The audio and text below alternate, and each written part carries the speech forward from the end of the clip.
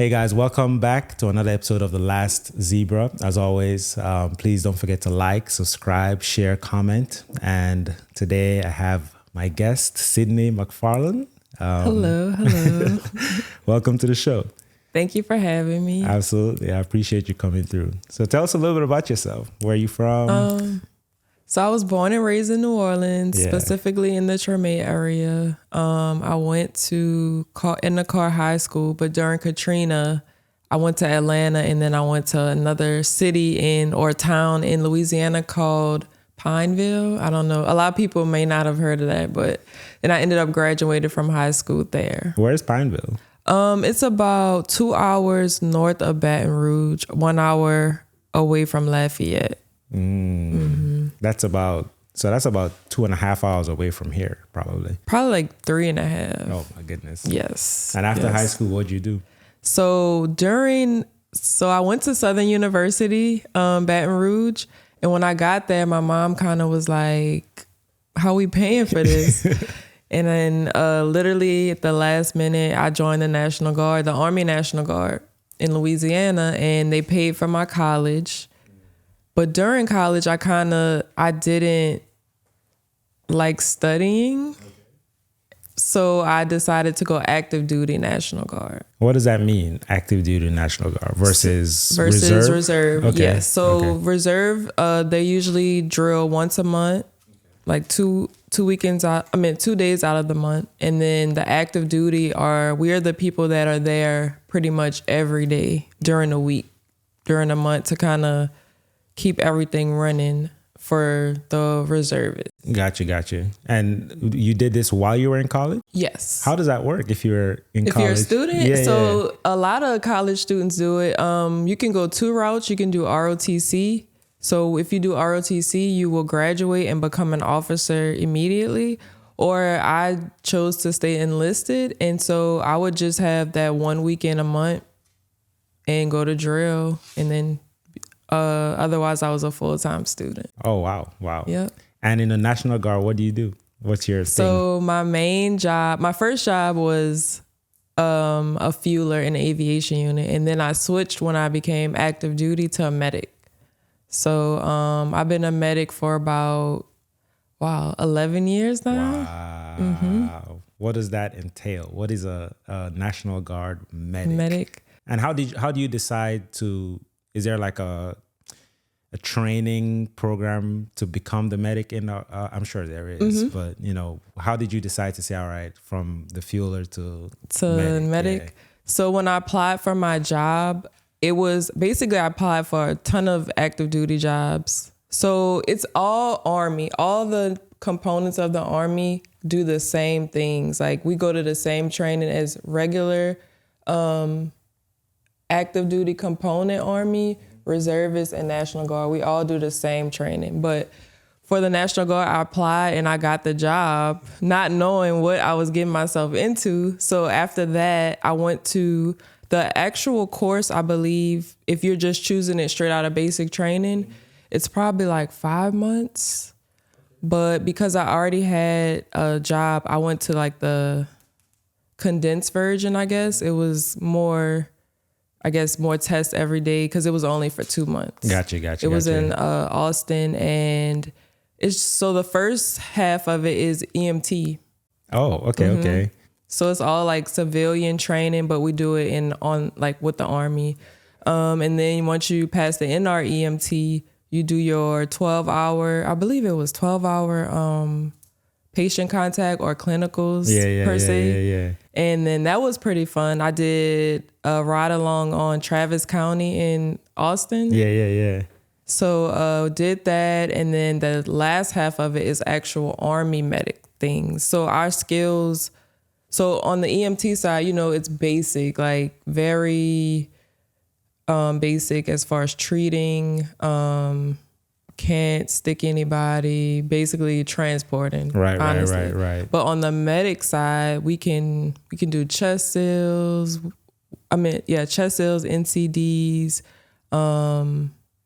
We can do a lot more. Right. A lot more like acute intervention. Yes, so trauma. Yeah. And we work with a doc either like a PA, NP, or MD, and then we work under their license. Gotcha. So what did you do? What did you go to undergrad for? My degree is in marketing. Really? Totally opposite. Like I always wanted to do medicine, but I liked animals growing up. But when I got to college, I'm like, I don't like studying. Honestly, like in high school, I kind of coasted. It was easy, but it kind of was challenging for me to study things that I didn't know. And I kind of was like, nah. So you decided to let's shift go away. Business. Yes. Do you get to do marketing now? Do you get to use your degree now? I guess it's been 10 plus years since. I've done like on the side because I'm thinking about my retirement, which will be in about 10 years. Like PR things just to add to my resume, pro bono, like just for experience. But in my everyday job, no, it's all medical. What kind of thing would you want to do with that marketing degree? Honestly, I was thinking about pharmaceutical sales. Yeah, that or go back to like PR or like events, stuff like that. So graduating from college, you go, I guess you're active duty during college. So after you graduate, how does that Yeah. I can explain it. So I actually left college to go active duty. And then when I got my active duty job, I went back like at nighttime. Because it's very difficult to kind of be active duty and be a student full time. So I had to pick. So I started my job, got my medic certifications, kind of got settled. And then I went back to college while working. So I was like 22 at the time. And then I finished, and I kind of just sat on my degree for a long time, Army-wise. And after that, recently, maybe 2021, I went to officer candidate school. And what's that? So basically, in any branch of the military, you have your enlisted and your officers. To be an officer, you have to have some kind of degree, at least bachelor's. And it's just a different level of leadership. To kind of blanketly explain it. Yeah. Okay.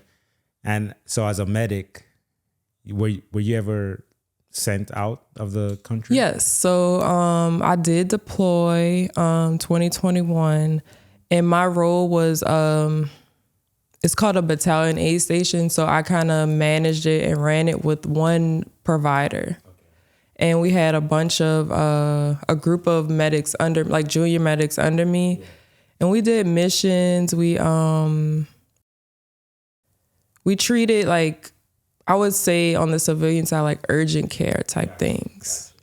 Like quick things that we could take care. And then if we couldn't, then we would bring them to the next role of care. Gotcha. Yeah. Were there any experiences that you would say would differentiate what you do from a standard medic, like a civilian medic? Civilian, for sure. A lot, like even on the home side, like we have events or like physical working out things, or we go to the range. Like if someone goes down from heat exhaustion or like a heat stroke, I can stick them, give them IVs. With my protocols, I can give them meds from whatever my doc allows.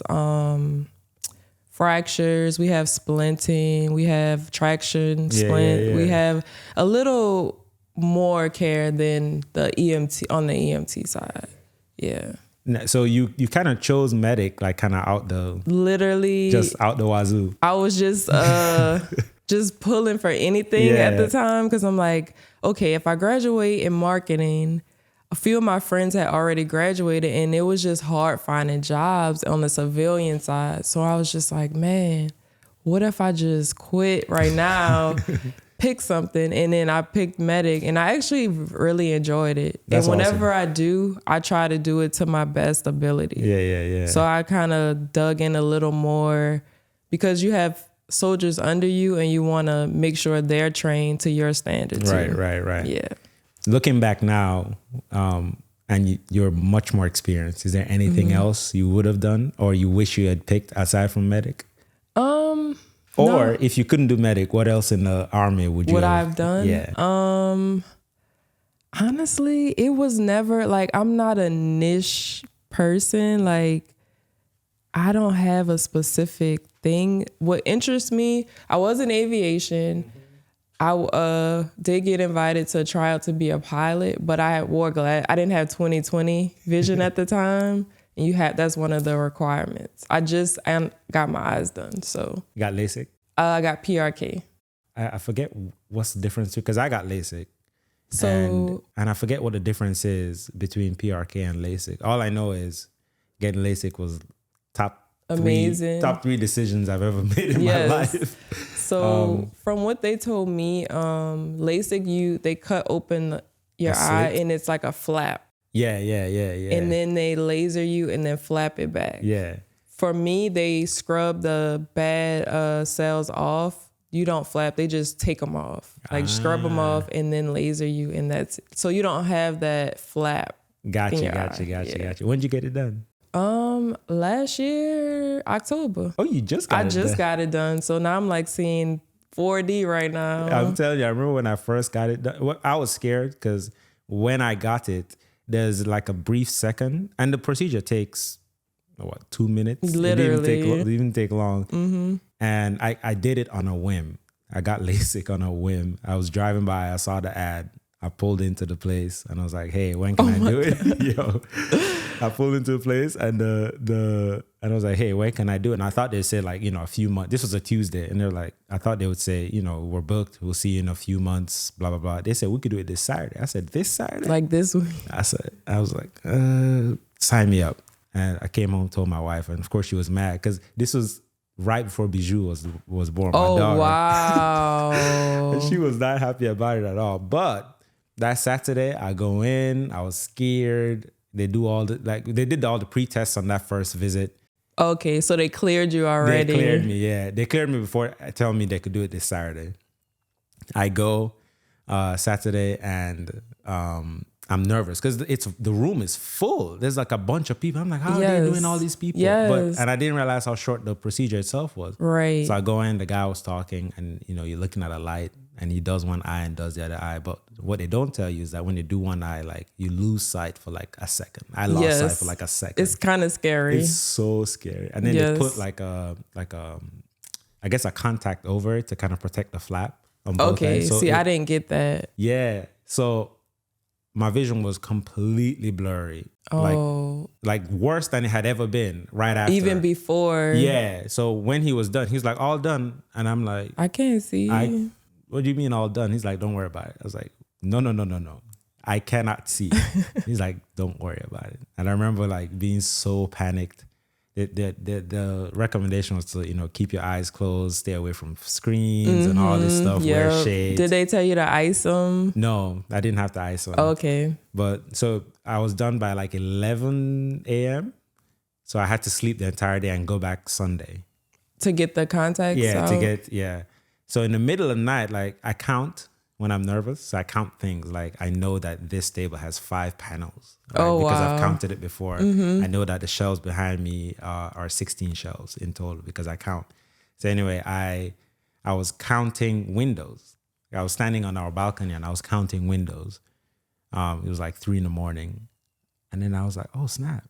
I can see them. It's that moment like. And it was the most, and ever since then, I'm just like, I was so mad because like people see like this. From birth, right? That's not fair. It's not right. It's not right. So I am pro LASIK. Anyone that is willing to hear me, I'm like, bro, trust me. Just do it. Trust me. I wear glasses just for fun now because I'm used to wearing glasses. And that was a thing for me. I would be like, wait, trying to push or adjust. Like, exactly. Wait, I can see. Yeah, and I used to, because I would always touch my face. And this is right before the pandemic too. Oh, so yeah. So I would just wear glasses as kind of like a preventive measure from touching my face. But I like wearing them because a lot of it's comfortable, right? And so for so long, my identity was kind of tied to the glasses. Me too. It's kind of like who I am. Mm-hmm. But now I think I'm phasing it out, but I only wear it for certain occasions. Some like if I'm sitting in front of a screen for a long time, like in a podcast, I wear the glasses. Do you wear like the blue tint? The blue screen? Like the shaded ones? Yeah. I have one, but I don't wear it as often. Okay. And I read something they don't really work. It's not I was going to say that. Yeah, it's not a real thing. Yeah. I'll have to verify with my ophthalmologist friends to see if it's worth it. Like it will benefit at all. Yeah. But I also noticed, speaking about LASIK, I also noticed that like not many ophthalmologists get LASIK. You ever seen ophthalmologists that wear like they wear glasses? I'm like, what's up with that? Yeah, why aren't you?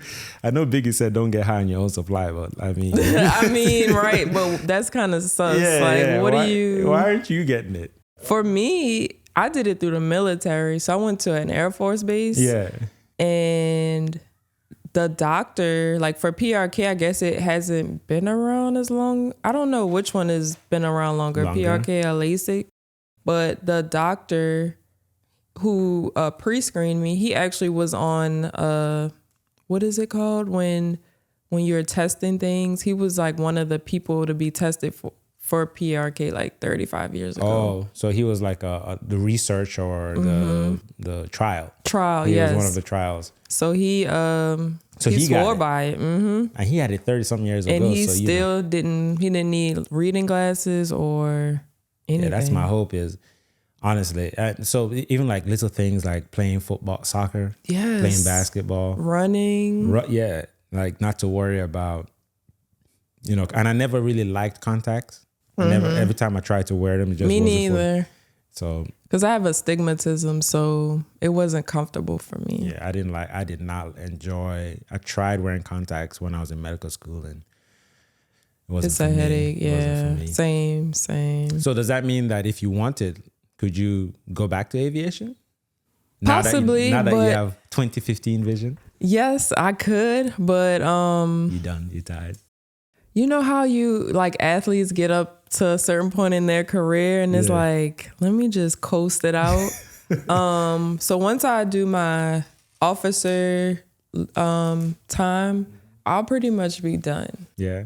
Yeah. How long is it 20 years you have to do it for? For a full retirement for active duty. Well, anything, yeah. So if you're National Guard or like a reservist, you do your 20 years, but you don't get your retirement immediately when you retire. For active duty, the moment we retire, after 20 years, we get our retirement. Gotcha.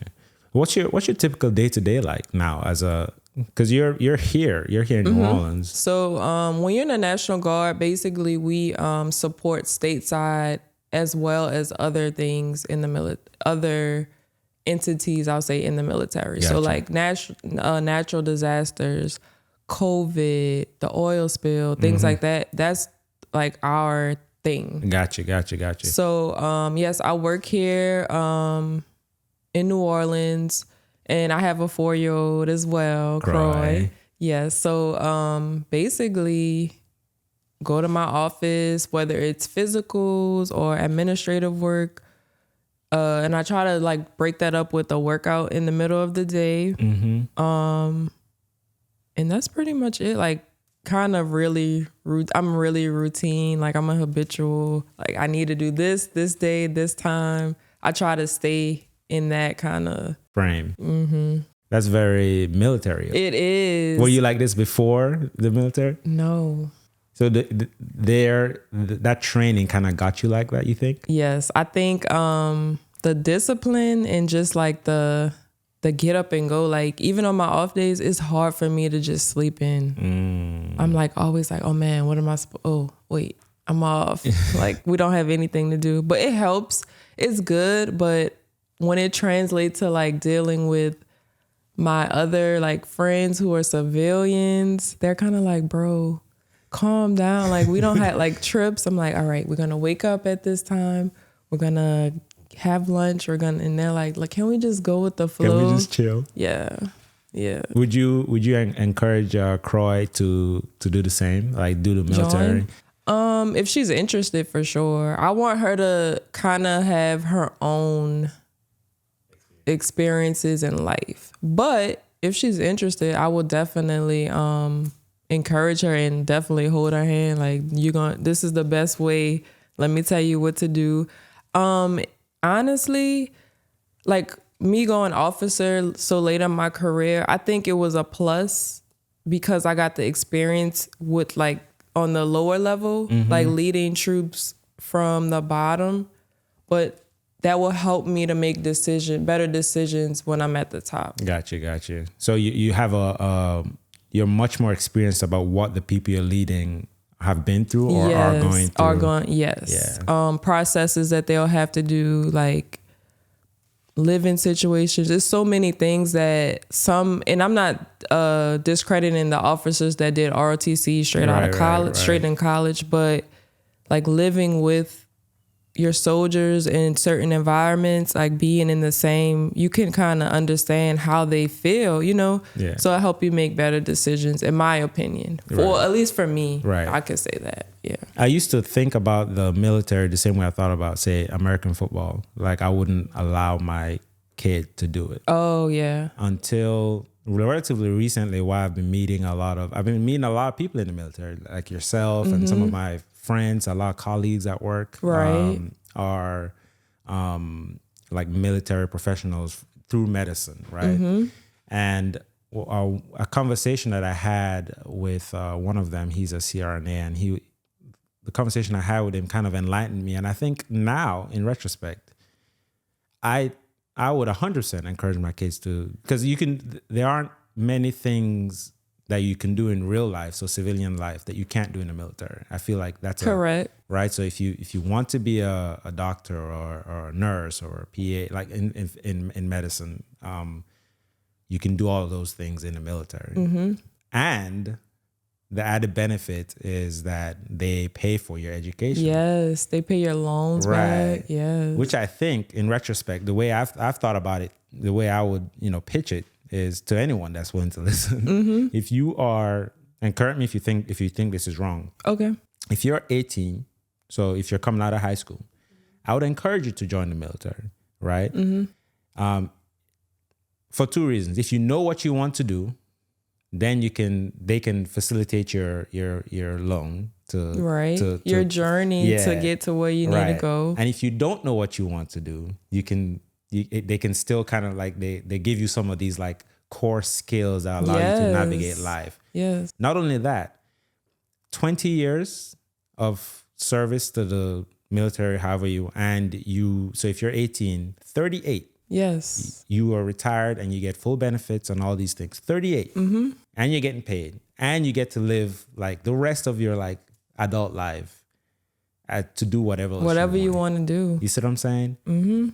I think that's a good bargain. It is. It's loan free. Everywhere you go, they cover your. Yes. I think that's a good bargain. I mean, for me, it was. Yeah. And honestly, I meet people of different walks in the networking. Like, whenever I travel for the military or do training, because we do cross training with like civilians and even like the docs we work with, most of them are reserved. Like, they only come for that one weekend. Right. But they can teach you. It's like so much to learn. It's just like great opportunities overall. I think it's just, of course, I'm saying this in a time of, I guess, relative peace, right? So like there isn't, the fear of being deployed, but they're different because does the National Guard get deployed? Is that so? A thing? Yes, we still, like, the only bonus we have is the homestead missions, but we get deployed just like regular active duty Army. But we also do humanitarian efforts. Mission. Yeah. So I went to Haiti, but I wasn't a medic yet. I was still in aviation. Gotcha. But that was a really great experience for me. Really? I was like 19, and I'm, when you're young and kind of, I don't want to say just stuck in the U.S., you don't know how good you have it, right? Right. And then you go somewhere like Haiti and you're like, man, I'm so grateful because these kids don't have shoes.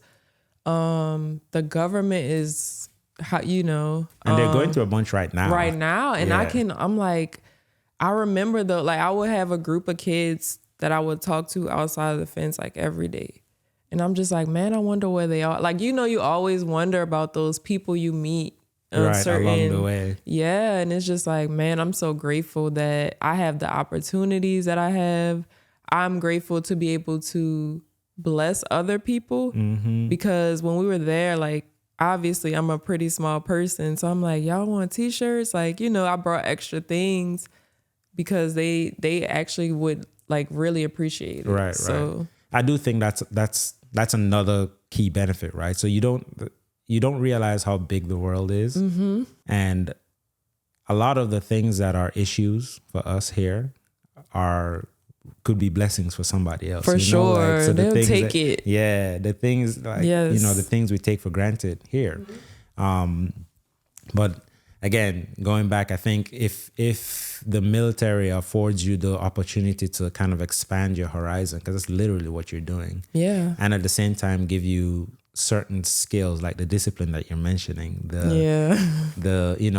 being as you sound like you're very organized because of all these your training and all these things. So I would 100%, like I said, I think this shift of mindset for me happened within the last couple of years, just by interacting and talking to more people in the military. I think I would encourage my kid, hey, because I guess from outside looking in, it's kind of like war. You think of the negative things and you really don't realize like we're just regular people too. Right. We just do these things, kind of have like these obligations or do these things, but it's just like going to work like a regular job, every day. Yeah. But I would encourage young people, especially if you're kind of like, I don't know what I want to do. It's a few, like my job, like a medic translates to the civilian side. We have engineering, we have IT, we have like so many different avenues to go through. Yeah. What do you foresee so you have 10 years left, you said? Yes, I have 8 to get to 20 active duty years. But I think I'm going to do at least 10 more. They'll put me at like 43. Gotcha. And do you have an idea of what you want to do after? Honestly, I always say this, but I really don't know how I'm going to feel. I'm like, for 1 year, I just want to just live in just go with the flow. But honestly, me being me, I don't think I could do that. But I do want to do something else. I'm searching, like starting now to like kind of give myself time to work towards whatever that looks like for me. Croy, 4. She's 4 years old. She's in Viju's class. Yes. They're BFFs. What was that process like? With the baby? Yeah. Oh, let me tell you. So recently, and this is positive. The military kind of for a long time was just men. And then women were able to join, and the things that come along with being a woman weren't really looked at. But more recently, it's kind of like we need certain different things from you guys. So my unit that I was in while I was pregnant was so supportive. Like I would come in just, how you're tired or I don't know, but I understand. But you've witnessed it, right? Yeah. So you're tired or somebody's putting something in the microwave and it's like making you nauseous. They work with me like 100%. It was the postpartum part that was, I want to say, more difficult. It was just harder to adjust to for me because that was I only have one kid, so that was my first baby. Throughout my pregnancy, I worked out because I didn't want to like fall off. So I did what I was allowed to do by my doctor, and I decided to breastfeed, fully breastfeed. So I got a good bit of maternity leave, and then when I came back, I'm like, oh my God, I don't know how is this gonna work? But again, my command team, they were like, look, we have a pumping station for, like, they kind of were like, look, this is what we have for you. It was like an office with like a window. Yeah. But we had like a shade and it was clean. And then we had a refrigerator and they're like, you could put your milk here. Aww. So it wasn't really a bad transition from being on maternity leave to coming back to work. The toughest part for me was the working out postpartum. So the army physical fitness test had just changed when I came back, and they added like a deadlift, a sled carry, which is like 90 pounds. And at the time, I probably was like 120. And I'm just like, I can't even pick up the bar with no weights because, everything didn't have a chance to kind of get back together. But my trainers work with me. So we have master fitness trainers in the Army, and it's basically high-speed people who are really in great physical shape, and they actually go to a specific school to teach people how to eat and train physically. Gotcha. So they kind of were like, all right, this is your plan. We're gonna not even crawl. We're just gonna sit, crawl, and then walk and then run. And we did that. It worked out. I passed my next one, no problem, no injuries.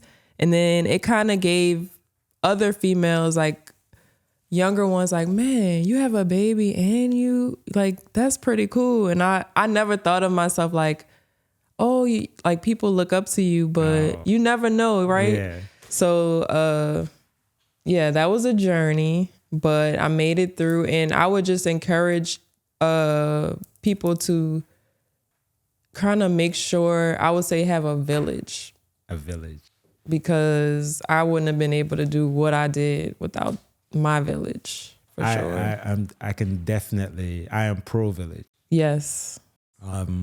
I strongly stand by that statement. It takes a village to do so much, everything, let alone to raise a child. I think having that support, I have maintained for a while now that the best privilege of all is having support. Yes. And it's not something, and I think we take that for granted. Yes. If you have the support, you're able to do so much. Like no matter where you're coming from, just having someone or a few people that you can lean on. Behind you, yes. There's anyone, people that are behind you. And I think that is often overlooked. It's the greatest privilege of all is having support.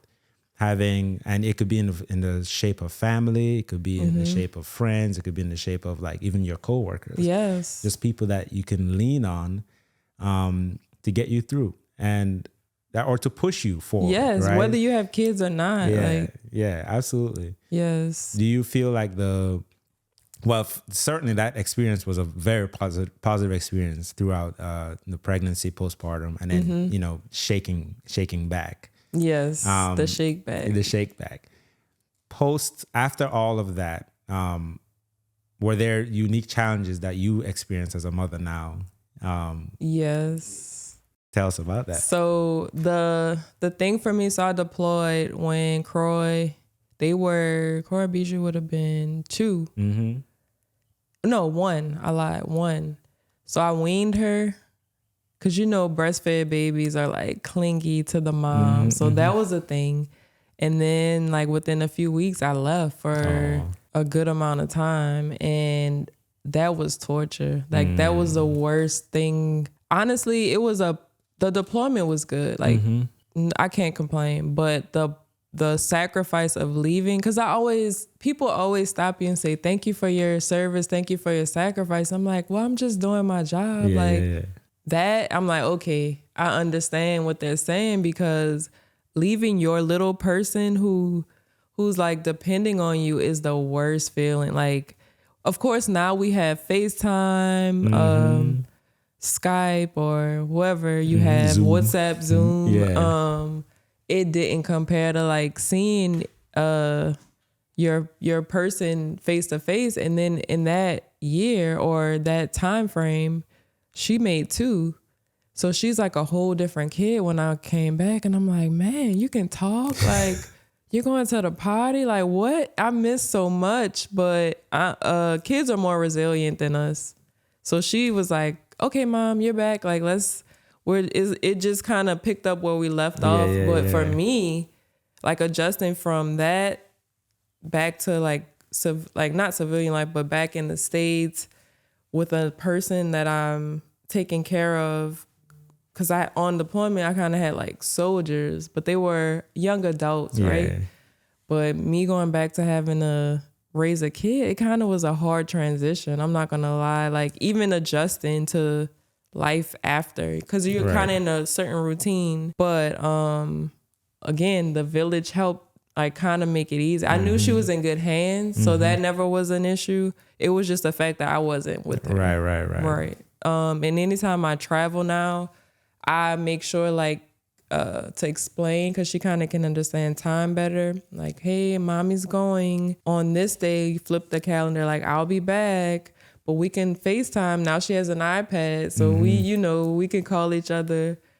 It's kind of better. It never gets totally better, right? But it gets a little better. What's your favorite thing about what you do? The gratification of helping, or knowing that. Say we were at a training and you were telling like someone in your chain of command, like, man, this is hurting, or you're trying to work through this, or even like other things other than medical things, like the gratification of making sure they're taken care of. Like I really enjoy that. So I don't know if it's like the maternal instincts that kicked in, but I'm like, man, that feels good. Or if somebody needs something, I'm like, all right, this is what we're going to do. This is how we're going to get there. And when we get there, it's like the best feeling. When did you first realize that that's the part of the job that you enjoyed? Like, was it, you mentioned that that you don't know if it's your maternal instinct, but do you feel like you felt this way prior to having a kid? I think honestly, I was way more self-centered before I had a kid. Really? I was which I'm still very competitive, but it was more so like, let me get me to where I need to be. Yeah. And like, I don't say disregard other people, but it's me. Right. So after Croy, I understood, like I had a different outlook on everything. Like now I'm like, okay, this is why sometimes you get to work at this time, or this is why you're tired before we even get started. Or like people it just opened up my eyes to like how people, you never know what people are going through, right? So I had tough times, especially during COVID, because the National Guard, we were still rolling, right? And you're isolated, like you're working, but you can't see your family because it's just a whole thing. And I know you probably understand. Yeah. Right. So just being more patient, or having that experience helped me to see. So I'll say it's kind of started like during pregnancy and after her, because before I was kind of like, this is my short-term goal, bam, made it. This is the next one. I never really like talked or mentored anybody. I would say that. I was there like, okay, you're going to be taken care of, but it wasn't like the passion behind it. It was like, this is my job. All right, check. But the passion did come after Croy. Do you think that passion has, like having that passion, and it sounds like empathy really. Yes. And understanding. Do you feel like that has changed the end product of what you're doing for you? I think so, for sure. How do you think so? I think that instead of just checking the block, I'd pay more attention to details. I listen more, because everybody let's say we have one specific end goal, right? But everybody is different. And by me going about it that one way, I was missing certain things that people probably were needing that I wasn't really caring about. Because I'm just like, all right, check numbers. Let me produce, rather than taking my time and like, let me talk to you. What's your issue? Like, what's going on? Let me chart this. What's your progress? What's your PT? Because people was be like, all right, I'm like, all right, chart. But not actually talking to them like, how are you feeling? Like, I got so many emails, or like when I finally see the person in face to face, they're like, Cidney McFarland, I'm so thankful that you called me like after my surgery. Wow. Cause I was like, tell your soldiers, email me or whatever. Like I did not care. But now I'm like, hey, Sarn Joe, how are you? Like, how did it go did they have any complications? Like, what's going on? Do you have help? Do you need anything? Do you have your meds? Like, I'm really like locked in now. So I think it makes the result overall better. Wow. I think there's something to be said about the maternal instinct. I have like a theory on that. I think a woman becomes a mother the minute she knows that she's pregnant. Like when she knows she's pregnant, she's a mom. Yes. And I feel for a father that comes for men, I think men become dads like at some point after. Like maybe when you hold the baby? I don't even think so. Maybe I'll just speak from my personal experience. I don't think, because so much of what happens around pregnancy and after the baby is born is focused, and rightfully so, focused on the mom and the baby, on the baby and the mom. Yeah, you're right. And that is like some body in the background. Like people, he's just like surviving at this point. People just like run past you to go to the mom and the baby. This like, is true. No one cares about you. Like no one cares about that. And so I think it's a mental struggle that you kind of have to find your place, right? So like you have this kind of vision of what being a dad is like, and then the baby's here, and you're like, I don't. And then you still kind of like, what am I supposed to be exactly doing? What am I supposed to do? For me, it was. I think I became Bijou's like father, like dad in that sense, in a way that like we had a connection. Like it was a few weeks after, like right. I think my Benet, my wife, she went to Rouse's or something like that, and left y'all, and left us. And I think it was the first time like I looked at her and I saw her. I don't know if that makes sense. I know exactly what you mean. It was my first time seeing her. I've held her 1,000 times, but like I saw her for the first time. Right. I was like, oh my goodness, I'm a and then it's like, like it clicks on. I'm a dad. And I'm not saying that happens for everyone, or it's that delayed for everyone. I'm sure, because I have friends that, have said that the minute they saw their kid, I'm talking from a male perspective, from a man perspective, from a dad perspective. The minute they saw their kid, they were like, I'm a dad. But for me, it was a little bit delayed. And I feel that maternal instinct is much more instantaneous for a woman. Do you feel that way? Yeah, I started thinking differently first. Like, honestly, I was never a kid person. So when I found out I was pregnant and I got past that first trimester with like the sickness and I kind of was able to kind of feel normal, I would be like, look at the baby, like talking to little kids. Like I never was that person. And then it slowly like, I got more protective over like other people in my circle. Like, and I just started thinking more about the future. Cause I was more of a YOLO person. Like you only live once, let's do this. And I'm like, well, I can't do that. Or that purchase wouldn't be smart for me. And it just, everything kind of was different. Right. You just came back from Cidney, Australia. Yes, I did. Shout out to your namesake. Yes. What was that like? It was really amazing.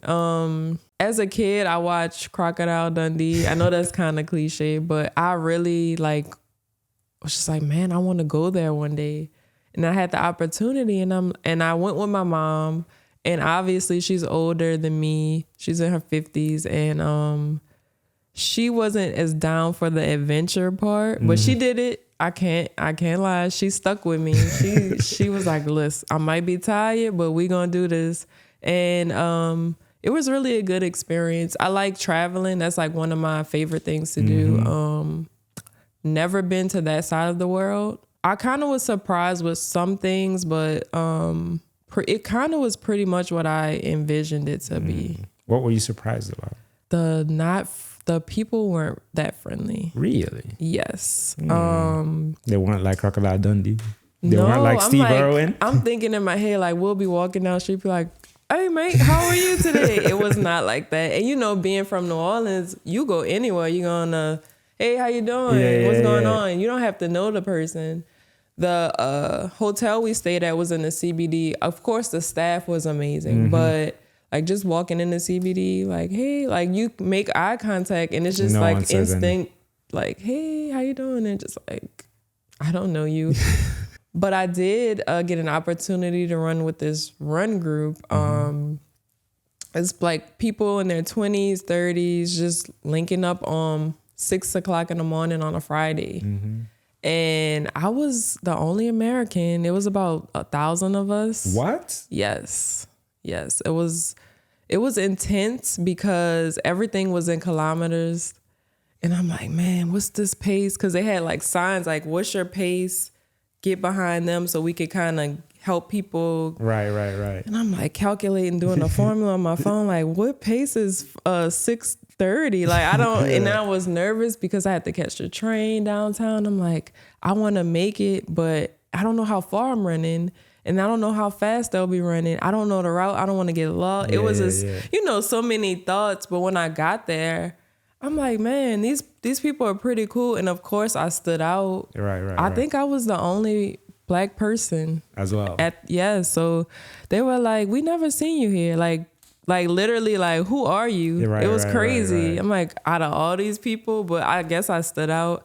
And one of the founders, we talked for a while. He was like, how did you even find us? Social media, hashtags. I'm like, whatever you are tagging, it worked. Because I just typed in like Cidney run groups, popped up, and you register. And we talked. We had pastries and coffee. Those were like the friendliest group of people. But honestly, I think it's because we're kind of the same age group, lifestyle type thing. And they were more open to like talking to somebody they didn't know, I guess. But that was one of my highlights for that trip. That's awesome.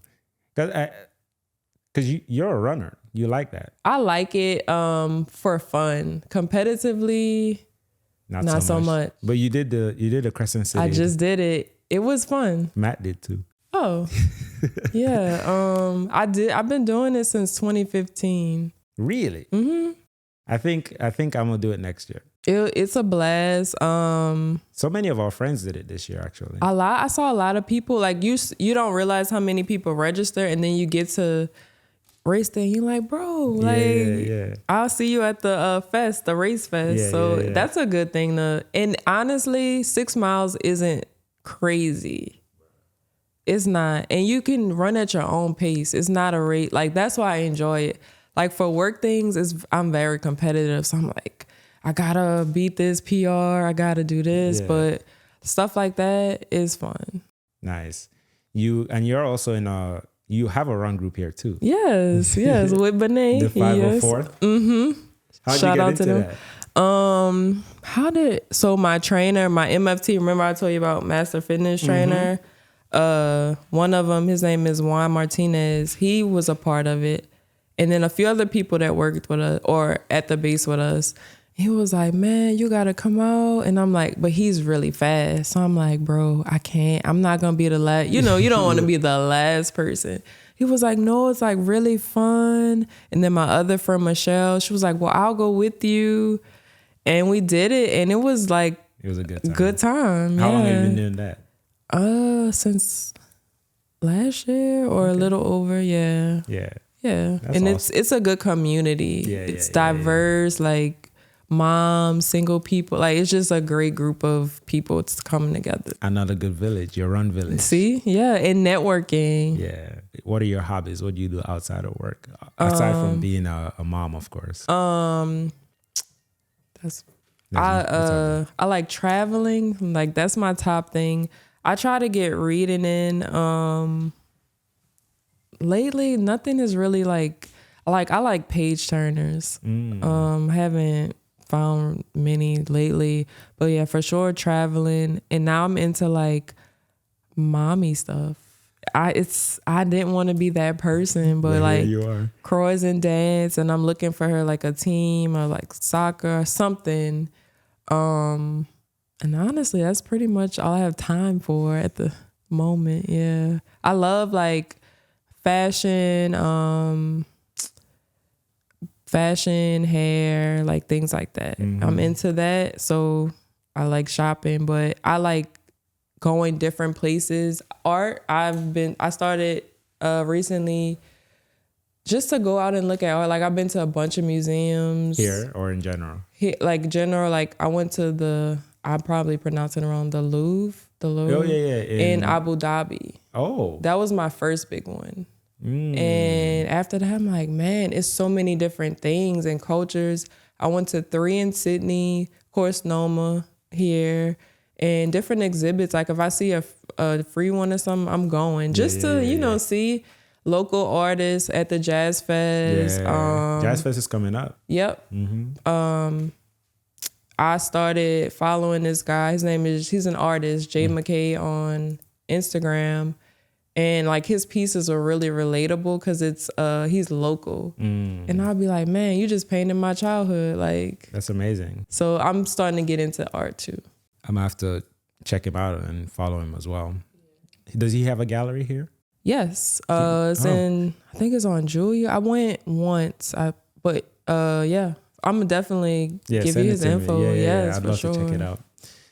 I'm curious to hear your thoughts on now that we kind of spoke about Croy a little bit. I'm curious to hear your thoughts on how would you reflect on if Croy was to look at you like say 5 years ago.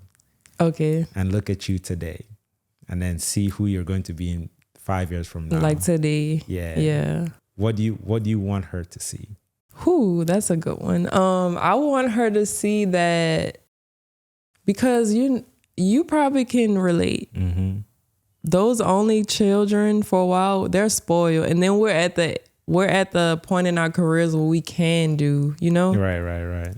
So back then I would say I was like more materialistic, very, I don't want to say shallow, but I didn't appreciate things as much as I do. And I want her to see like, you're going to work, but also be compassionate, like care about others. Cause I found myself like looking back like, dang, you were kind of mean, bro. Like, or you just were very self-centered or not aware of everything that's going on in other people. You were kind of like just in Cidney's world. And I want her to like branch out, be kind to people. Suicide is really, I want to say a problem right now, an issue. And I want her to be kind to others. And because there's so many different people, so many different walks of life. And I just want her to look back and be like, we're going to do this better. Like, we're going to listen. We're going to talk to people. You're going to treat the trash man the same way you treat your doctor. Like, we're all the same, honestly. Everybody's going through something. Yes. Everybody's going through something. And I think you brought up essentially mental health. Yeah. And a lot of people, most people are going through something. That's the honest truth. Everybody's going through something. And to be mindful of that even on your bad day, that you're not the only one having a bad day. And just being kind. If I'm walking down the street and if I see someone, I try to be cognizant of this. If I see someone, and I see like they have a shirt that I like I'm sure it's something as simple as just, compliment. Yeah, I like that shirt. That's a very nice shirt you got. I think lifts people's spirits up. And you never know what that means. Because I know how I feel when someone just like randomly just gives me it makes you feel so good, right? Yeah. Yes. Especially if you're going through a particularly difficult moment. To have just an array of positivity makes a huge difference. That's what I'm trying to emulate. Like, I want to walk into the room and be like, Cidney's here, like everything's gonna be great. Like, right. I won't say it's always great, but at least I can be positive. Yeah. Even on the worst day, you have to look for the army. It's very cheesy, but the army has this thing, hunt the good stuff. Hunt the good stuff. So whatever like Oh, I like that fig tree. Like anything you can think of that will make something better, a situation. Like we're sleeping on the ground for 5 days, right? Mm-hmm. But look at the view. Like look up. Like look what we can, Yeah. That's what I try to do now. Hunt the good stuff. I like that. Yeah. I like that. Well, thank you so much. This was really good. Absolutely. I'm so happy you invited me. Yeah. Yes. We'll have to have a follow-up as time goes and get you on as a see where you're at. Yes, for sure. Thank you so much. Thank you, Hugo. All right. How we do?